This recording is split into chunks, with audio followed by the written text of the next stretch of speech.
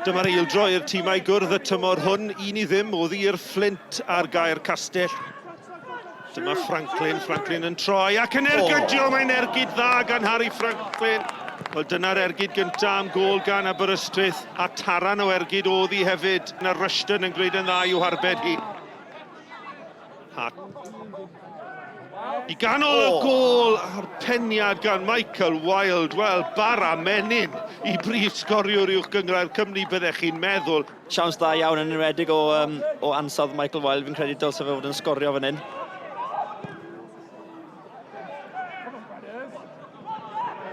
Ansicrwydd eto yn yr amddiffyn. Bradford! Yma gôl yn cael ei sgorio. A Kenny sydd yn i'ch sgorio hi. Aberystwyth dim, y Flint 1. 8 munud ar hugain ar y cloc. Ie, pêl hir arall. Camgymeriad gan Bradford a finish dda iawn gyda Kenny. Mae'n rhaid i Aberystwyth gwella o'r camgymeriadau hyn, neu bydden nhw byth yn ennill gêm. Cyfle arall fan hyn i Aberystwyth i daflu'r bêl mewn i'r Cwr Cosby. Mae Jenkins yn codi, mae'n curo pawb. Mae Franklin yno. Franklin, trad bach cyflym. Cyfle i osod i nôl o Wayne Jones yn croesi mewn i ddannedd y gwynt. Ac yna'r ergyd o bell! A mae cael ei chyffwr gan John Rushton, yr ergyd nerthol gan Jamie Veal o bellter. Ergyd ffyrnig gyda Jamie Veal fan hyn. Ydyn, ni wedi gweld Jamie Veal yn sgorio'r pellter yna o'r blaen.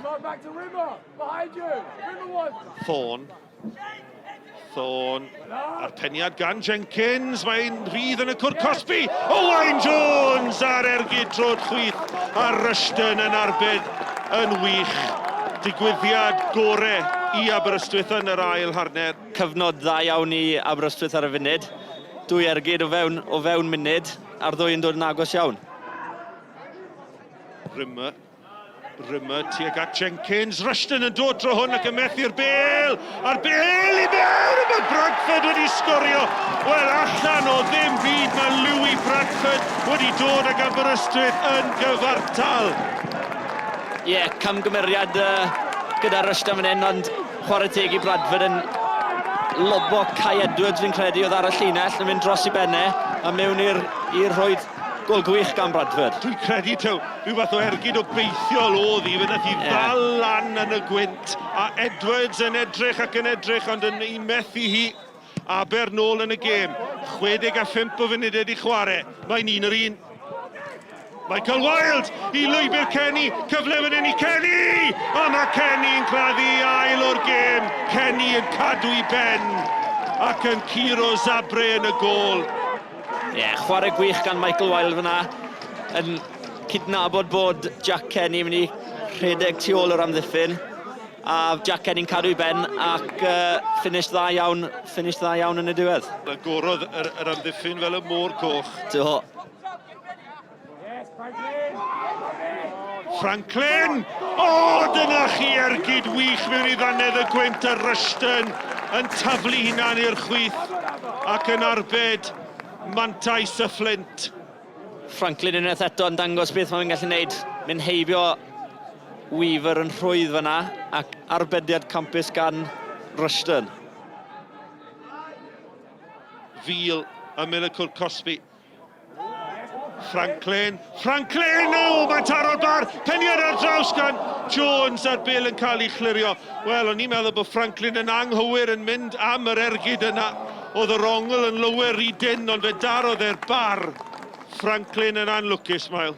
Ie, Flint yn switch off yn hyn, ddim yn codi Franklin lan a ergyd da i taro'r bar.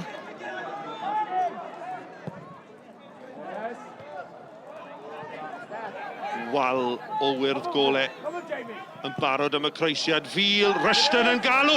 Rushton yn oedi, a chyfle am bwynt! A Steph Davies, na! Cam sefyll yn erbyn Steffan Davies. Dyw'r gôl ddim yn mynd i gyfri. Mae Rushton yn lwcus. Mae'r Flint yn ffodus. Ond gadewch ni weld, Mael, ydy'r penderfyniad yna ni'n cywir. Dydy, mae e'n cam sefyll. Llimanwr yn dda iawn fyna, ac yn anffodus Aberystwyth ddim yn cael y gôl. Neil, 3 points, but they gave you a run for your money tonight. Yeah, sometimes you have to ride your luck at times in games of football, and you have to. I'm a big believer in the harder you work, the luckier you get sometimes. Fair play to Aberystwyth. They've absolutely thrown the kitchen sink at us at times. We've had to defend with our lives. We've changed formation 3 or 4 times to try and cope with the threats that they brought, and we've, in the end, we've owed our luck, especially with the decision at the end. I don't know whether it was offside or not, but your heart's in your mouth at that moment. But we've got an honest group of players who are working really, really hard to try and bring results for the football club. And sometimes when you work as hard as that, you do get the rub of the green at times. Antonio, thanks for joining us. You must be absolutely, well, can I use the word gutted? You must have thought you nicked a point right at the end. Yeah, definitely. I felt that we deserved something from the game. I thought the boys put a massive shift in for us tonight. And like you say, you thought maybe the tides would turn after the goal that we conceded up there in the 94th minute of the handball. We thought maybe we've just done it to them, but unfortunately, whether it was on or off, I'm not too sure. But immensely proud of the boys' performance tonight. I know you're playing things down, but you must be delighted with the way things are going for Flint. Yeah, we're really pleased. I think that puts us on to 22 points now in the first 11 games. So when you're 2 points a game, at this stage of the season, it proves that you're doing something right. But like I say, I'm just immensely proud of the group of players that we've got and how hard they're working for the football club, how hard they're buying into what we're trying to achieve here.